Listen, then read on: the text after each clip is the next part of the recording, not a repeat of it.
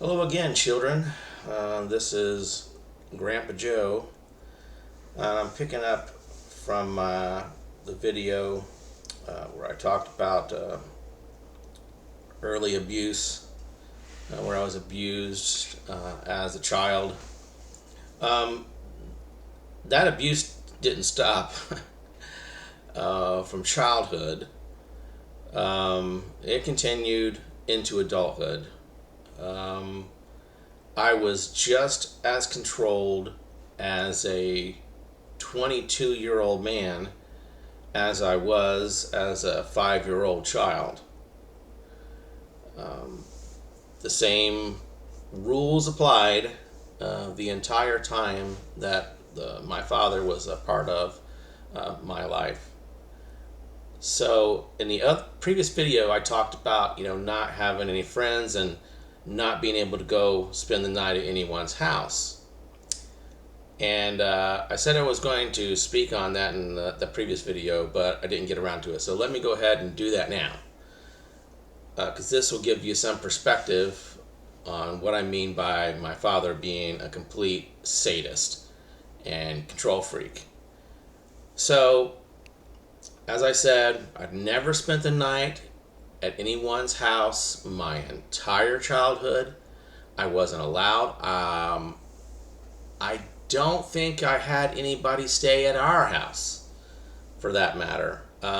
When family would come to visit, my cousins, of course, would stay at the house with us, but I don't remember ever having any like childhood friends come over and spend the night. Very rarely did they even, come to my house. I didn't have friends. I wasn't allowed to. So every now and then there'd be neighborhood kids that we would be playing with, and sometimes they would come into the house, but that was about it. They weren't really friends. The only friends I had were friends outside the home. So at school, I had friends there, but only at school. So we weren't friends outside of school.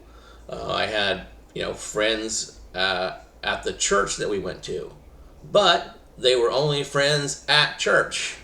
There was no interaction with these children outside of school or church. So anyway, getting back to the one time in my life that I was allowed to spend the night with someone. So, as I mentioned, I was 16 years old, and we had moved to from North Carolina to Georgia. So, let me back up here and talk about our moves. So, I was born in Indiana. We left when I was like 7 or 8 years old and moved to Englewood, Florida.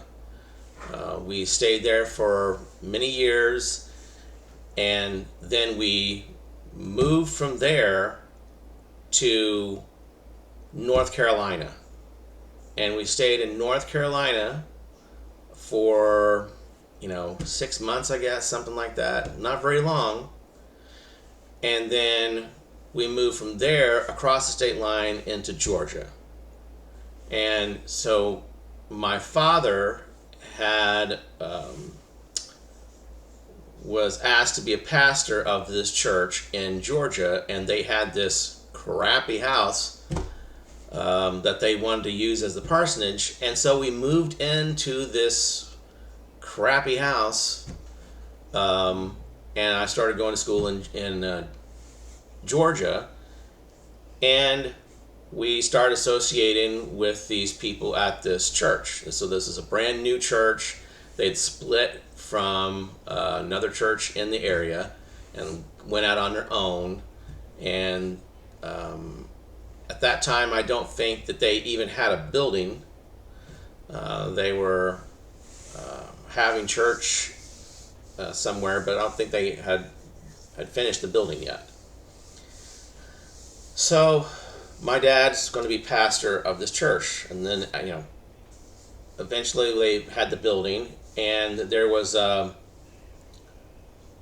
let's see, maybe 6 or 7 boys. Not even that. Let's see, 1, 2, 3, 4. I guess there was about 5 or 6 boys, and there were 4 of them that were close to my age. I was older than all of them, but they were pretty close. So one of these boys was a boy named Dwayne, and he was tall. He's about 6'1", and kind of beefy guy. And he was, I think, a year younger than I was. And this guy was a complete and total jerk. He was a bully.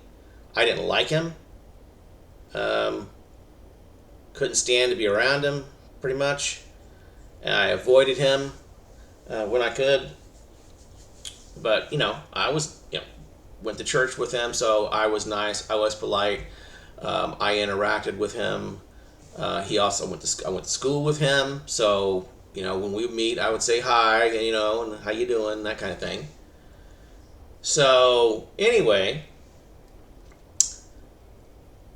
my father, out of nowhere, goes up to his parents and says, "Hey, what do you think about Joe coming over and spending the night with Dwayne?" And they're like, "Yeah, sure, that's okay." And I'm standing there, by the way. He hasn't talked to me about this. But I'm standing like 6 feet away, and he's asking this kid's parents if I could come spend the night there. And so here I go to spend the night at a person's house that I didn't ask to go to, that I didn't want to go to, that I didn't like. And he knew that, okay? He knew I didn't like this guy, and this was a way of torturing me. So I went over to this person's house, and as I thought, he pretty much spent the entire time bullying me, pushing me around, trying to fight me, punching on me, as I knew he would. And of course, I can't do anything to defend myself. If I did, I know I'm going to get in big trouble, right? Because this was a little sissy, mama's boy. And if I, did anything to him, he's going to go run and tell his mommy that I was mean to him, okay? This was a immature jerk and a spoiled little brat. So I just endured it. But there you go. That's an example. My first time spending the night my only time spending the night over anyone else's house, and it was a person that I didn't like, and a person that he knew was going to abuse me. And I guess it was a lesson. Hey, see, going over to people's house is not such a fun time, kind of a thing. Maybe I don't know if it was that he just wanted to show me that, this is, why I don't let you go at other people's houses, like this was his excuse for not ever allowing me to do anything, was that, it was bad for me, right? So I was like, okay, whatever.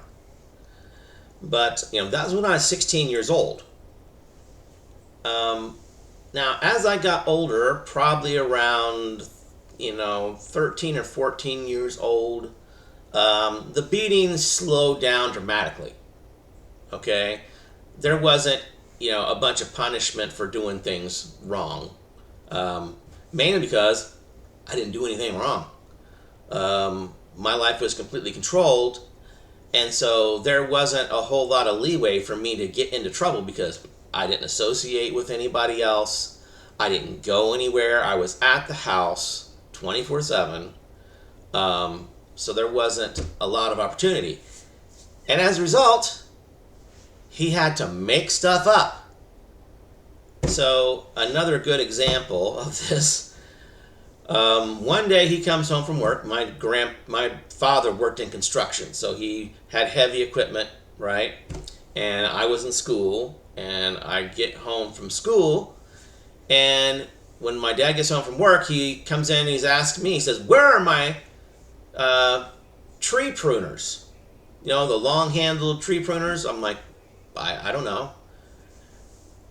And he goes, well, they were in my truck, and when I got to work today, they weren't in my truck.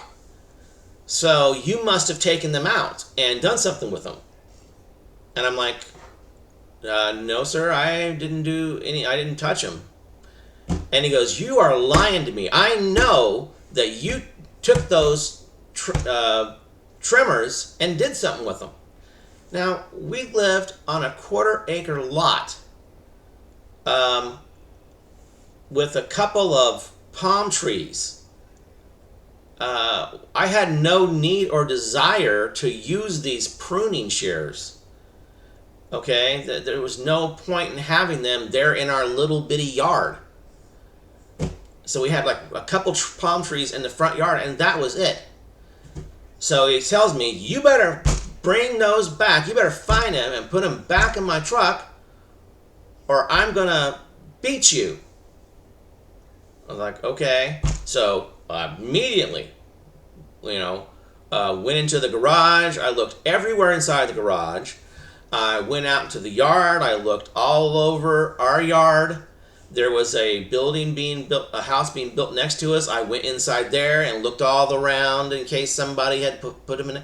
Looked all around inside there, and nowhere to be found. I went into the vacant lots behind our house and did a grid pattern search of our yard and these other vacant lots. Nothing was there. I looked up into the trees in case someone was hanging there. I went inside the house. I looked in every room, under the beds, in the closets, everywhere possible that these things could be, and they were not there. Okay? So, then the next day, where are my tree trimmers? And I'm like, I looked for them. They're not here. He says, well, why did you take them? And what did you do with them? And I didn't take them. I didn't do anything with them. And he says, you just can't stop lying, can you? You can't stop lying. And I'm like, I'm not lying. He says, yes, you are. You are lying. You took these things. I know that you did. And so I'm going to beat you every day for a week, or until you tell me where these trimmers are. Until you bring the trimmers back. So every day when he would get home from work, he would beat me. The same routine. 13 years old, pull your pants and your underwear down, bend over naked in the room, and I'm going to beat you. And he did that every day for a week. Until I think my mom said, enough. What are you doing? This is ridiculous. This is stupid. He didn't take your dang trimmers. They're not here. If they were here, he would have given them to you by now. You're just being mean. And he was, of course, just being mean. So that's another good example of, the abuse just continued my entire life. And as I said, he worked in construction. Okay? So he worked in construction, which meant that I worked in construction. So when children had weekends and when summer vacation came around, all the kids at school were happy because they're going to go have some fun. Well, not me. Weekends just meant that I had to go to work with my dad, and summer vacation meant that I'm going to have to go every single day to work with my dad. And that was the case. And he expected me to work harder than anybody else, all the grown men that he had hired. He expected me to work harder than them. Okay? And he would, if I wasn't moving quick enough or I wasn't doing things the right way that he wanted me to do, then he would run over, yelling and screaming, and start kicking me as hard as he could. Until he wore himself out, or slap me, or punch me, or, whatever else. And I'm just trying to do what he wants. So, to give an example of that, he was working on this place called Boca Grande, and it's an island, right? And he was responsible for basically clearing the land and creating the grade that the buildings would be built on, and the parking lots, and for creating like terrain structures. Like they had it's all white sandy beaches, and so they would want like sand dunes and lakes and things like that, and ponds. And so he would dig those out. He would create these, sand dunes all over the place. And to give him credit, he was really, really good at his job. Okay, there's no doubt about that. He was one of the best. But anyway, so summer vacation, I'm going to work with him on Boca Grande Island.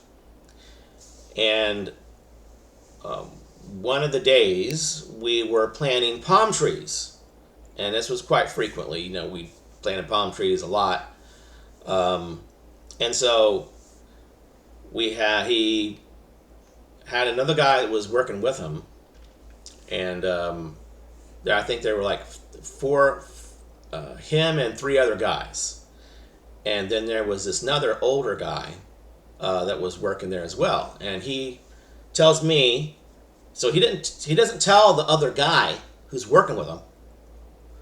He tells me, he says, we, meaning him and the three other guys, are going to go and get 16 palm trees. 16 full-size palm trees. Okay? We're going to go get them and bring them back here, and we're going to plant them. And I'm going to mark off where I want these palm trees planted, and I want you and the other guy, I'm going to leave him behind, and I want you to dig holes for these and have them done before we get back. So that when I get back, I can just start planting the trees. I don't have to wait on, you to dig these holes, right? And of course, we're digging these by hand with, spades. So and they need to be 3 foot down and at least 3 foot across. And you need to dig 16 of them by the time we get back. So he left me and a grown man, I would say in his early 40s, left him behind and me to dig these 16 holes while they took the backhoe, which was designed for digging holes, and go get these trees. So I went to work, and I dug 10 holes out of the 16, okay? And the other guy dug 4. So I did more than twice what he did, okay? The grown man that he was paying, which, by the way, I never received a dime for any of the work that I did. Nothing. No presents or gifts or money of any kind. No, good job, son. No, nothing. It was just expected that I was going to, kill myself working.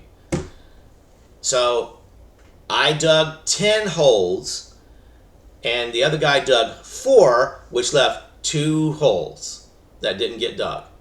So he comes back, and he checks to see if all the holes are dug, and 2 of them aren't dug. So what does he do? Does he go to the man that he was paying and say, "Hey, Bill, why aren't these holes dug? I'm paying you good money to dig these holes"? No, he comes over to me and immediately starts slapping me and kicking me and yelling at me, "Why aren't these holes dug?" I said, "Well, I dug 10 of them. I dug 10. And he's like, "Well, you should have done 2 more." And he's just in front of everybody, by the way. So his men are watching him beat the shit out of me, about not having dug 12 holes by the time that they came back. So to put this in perspective now, he came back with the backhoe. Okay? So that backhoe had a 36-inch bucket, or in other words, 3 feet. So he could have made a couple scoops with that backhoe and dug those holes, which he did.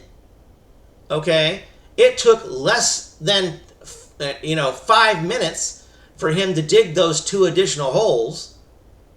Okay, and then he sends everybody to lunch except me. Okay, including the guy who was supposed to be helping me, who only dug 4 holes. Okay, and by the way, never said a word to him. Never complained to him about why are you. My 12-year-old son dug 10 holes. You're a full-grown man. You could only dig 4. Nope. Sent him and the other guys to lunch, and then I worked with him to plant these 16 trees. And by help, that means that he was on the backhoe lifting the tree up and putting it in the hole. Now, I had to take the chain and wrap it around the trunks of the trees and, manage that and guide the trees into the holes and backfill it, okay? Which means I had to push the dirt back in the hole, okay? And create this ridge around it to hold water. So while those guys were at lunch, I was planting trees.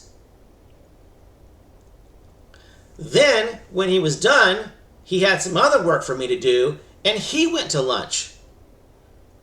So not only did I have to do more than twice the work of another full-grown man who was being paid, and then get beat for not completing the job that this other person should have done, I didn't get to eat. I didn't get lunch.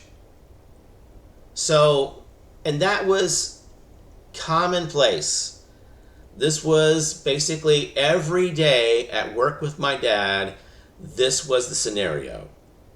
He would want me to kill myself, busting my butt, overworking me, requiring me to do things that, even a man shouldn't have been made to do because it was just too strenuous.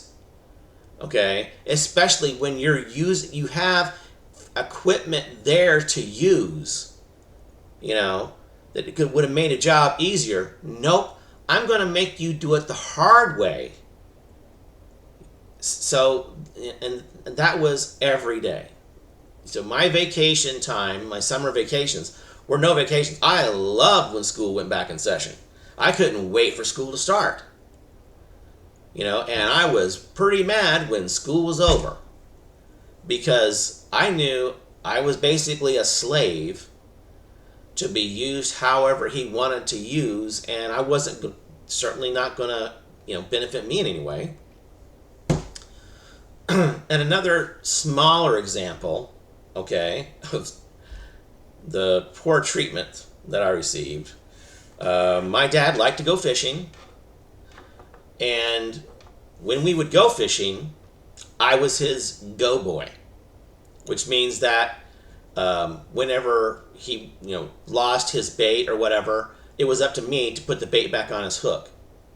And it was up to me to bring him drinks and to rub his shoulders or rub his feet or whatever else he needs. So I didn't get to fish, okay? I was busy looking after him. So maybe I got a little bit of time to do fishing with everybody else, but most of my time was spent serving my father, and whenever I would catch a fish, he would literally get jealous and tell me to stop fishing. Well, stop, you need, put that pole down and come over here and do this, and do this with the cooler. He would find things for me to do if I caught a fish that was bigger than what he was catching, or I was catching more fish than he was. He would get jealous and basically tell me to stop. And then, when all the fishing's done, now, before the fishing trip and after the fishing trip, I did all the work. So, I'm the one that loaded up the truck. I, put ice in the cooler. I put drinks in the cooler. I loaded everything into the truck. I got all the poles ready, or all the equipment that we were going to take with us. He would tell me to put all these equipment in there, like Coleman lanterns and stoves and all this stuff. I mean, we had a whole bunch of camping equipment that he would want to take, and so I had to load up the truck. I had to clean the truck, wash it, sweep out the inside, clean everything up, and then load it up before the fishing trip. And then after the fishing trip, of course, I have to unload everything. Okay? And then I had to clean the fish. And I cleaned the fish by myself. He did not help. Or nobody else. So I'm outside cleaning the fish, and the instructions were to clean a few of the fish and then bring them inside so that they can start cooking and he can start eating. And then I would, go back out and clean up the rest. And when I'd get a certain amount done, I had to bring those in, right? So they could keep cooking and eating them, because most of the time they were like small fish, like brim, right? So I would clean like 5 or 6 of these fish and then bring them in, and then 5 or 6 more and bring them in, right? And then once I cleaned up all the fish, now you have all these guts and heads and stuff to deal with, right? And plus you've got blood and guts everywhere on the table where you're cleaning these things, and the knife and the hose and all that, right? So once I got done cleaning the fish, now I have to gather up all the heads and everything in a bucket and take them out. We had this great big huge yard, and I had to take them out far away from the house because I didn't want to smell it, right? And then dig a hole that's kind of off the side of our lot where these palmettos were, right? So it's kind of in the woods a little bit. So I go into the woods a little bit, maybe 100 feet from our house. We had this like a 2-acre yard, so it was like a football field, bigger than a football field. And then dig a hole and bury all the fish heads and guts and stuff. Then come back and clean up everything. So I had to clean off the table, and I had to make sure I got every single scale, because we also scaled the fish, so I had to scale them and clean them. And of course, if I didn't get all the scales, I would get beat. But come back and clean all the scales and all the blood and everything off the table and the area, and then pick up the scales off the ground, because he didn't want that to be there and stink, right? So I'd pick all those up and put them in the bucket with the heads, right? So that was part of the cleanup process. And this all took a long time, right? It wasn't, a real quick job. And then roll up the hose and then come inside and wash the fish smell off my hands. And by the time I got done, he had eaten all the fish. There was none left for me. And so every time we went fishing, it was the same story. I was outside cleaning fish, and by the time I get done, I come in and there's none for me. And that happened, most of the time. Every now and then, there would be a few pieces left that I would get to eat. But in general, all the fish would be gone. And he was the one who ate most of them, so he ate all the fish and didn't leave me any most of the time. So then I would have to come in and clean up the bones and stuff of the fish that he finished eating, and I would eat whatever was left. So if there was some vegetables or whatever that my mom prepared with the fish, I would get to eat that. But no fish for Joe. So, and everything was like that, okay? Everything was about him. He came first. You do everything for him, and he does, he provides you with the house and food so you don't starve to death, and in his estimation, that was enough. We didn't require any additional care as far as that go, or concern. His needs and desires and whatever he wanted, that came first, and me and the other kids and my mom were secondary. We were there to serve him. That's the way life was for us. We were his servants. So, and all this kind of stuff, has a major impact on a person's life. And as I said before, it turned me into a person that you guys wouldn't recognize. I was a very distant and hardened person.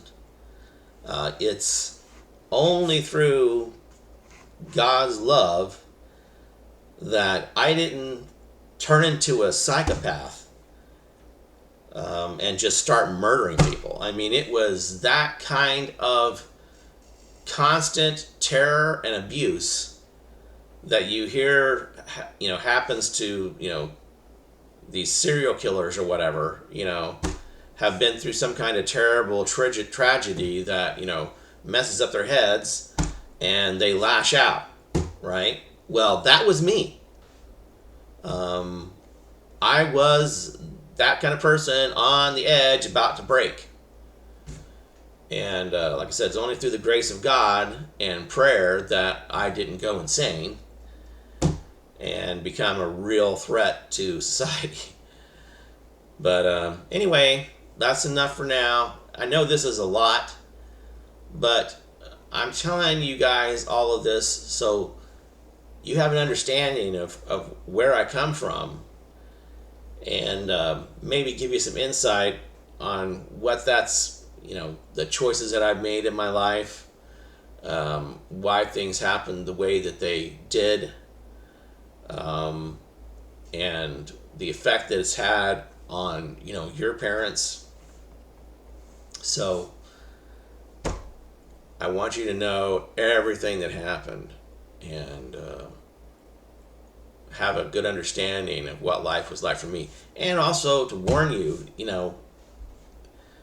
it's easy to overlook the pain and suffering of other people and just ignore it. You see someone who looks like they're, kind of down and sad all the time, okay? And, they're kind of outcasts, and you just ignore them. Well, those people are probably suffering horrendous abuse on a daily basis and would really benefit from somebody who just showed them some concern and some attention.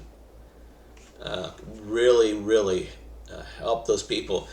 And like I said, there was no one that came to our defense. We had people from church, family members, but nobody came to our defense to say, hey, what you're doing isn't right, Mike. Don't do this. You're torturing your children and your wife. This is horrible what you're doing. Nobody said anything. And, I'm sure they didn't know everything that was going on, of course, but they knew something was wrong. They had to have known. It was pretty obvious. And nobody stepped in to help until after he had left. Then everybody started talking about, oh yeah, he was a jerk. I know why you should have left him a long time ago. It's like, well, really? Where did this come from? Why now? Why now, after he's gone, you're telling us this? Why weren't you here when we needed you? Why weren't you there to offer us a safe haven, somewhere to escape to? Because that was the reason why we were, never left or anything, was because of the real fear that he would chase us down and, either beat us nearly to death or to kill us, which he threatened all the time. All the time. And to the point of getting out the gun and pointing it at us with the trigger pulled back. I'm going to kill you. I'm going to kill you. Blah, blah, blah, blah, blah. Right? You don't love me. Blah, blah, blah, blah. You're not, we were at fault. We were somehow failing him. And so he was going to kill us because we weren't willing to suffer the abuse that he was shelling out on us, and anytime that we would reject that, then it's, oh, you're rejecting me, and you're hurting me, making himself the victim. You're really hurting me. It just makes me want to kill you and myself. I was like, well, you know what I mean? And this was all the time, under constant threat of this. So it was hard to tell anybody, because if that came back to him, here we go. We're going to pull out the gun again, or the knife, and threaten to kill everybody, and maybe this will be the time that he does it. So anyway, I'm going to stop for now. There's definitely more of this to come, unfortunately. I want to get to the end of it, not just for you guys, but for myself. This is kind of like a therapy for me to get this stuff off my chest. And hopefully, this will help you see signs of abuse in other people and maybe help them out. And avoid this yourself. Don't go down this road, okay? Treating people in a bad way. It has long-term effects, and especially with your children, you have to be very careful. And I don't, not to say that you shouldn't discipline your children by paddling them, or if they can occasionally need a smack on the butt, but you can definitely go too far with it, and you need to make sure that you are being fair with your punishments, and make sure that you're not angry when you discipline your children. Okay, you don't want to punish your children because you're mad. You want to punish them for what they did wrong, and make that clear so that they understand that this isn't dad being mean to you. This is dad doing his job and making sure that you don't do this again. So I'm going to give you a punishment so you know not to do this again. Okay, well, that's enough for now. Love you guys. And I know this is maybe hard to listen to, but I think it's important.